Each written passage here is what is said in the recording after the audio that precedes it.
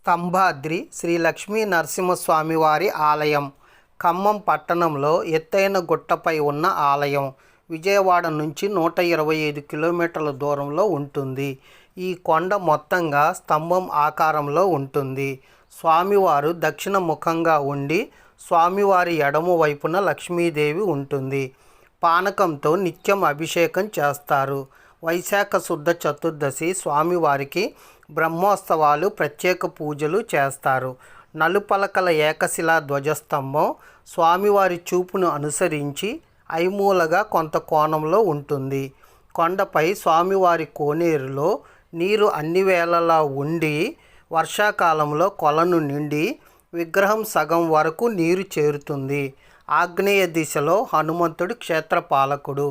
నల్లరాతితో చెక్కిన 6.5 అడుగుల సాయిబాబా విగ్రహం ఉన్న ఆలయం మన రాష్ట్రంలో ఇది ఒక్కటే.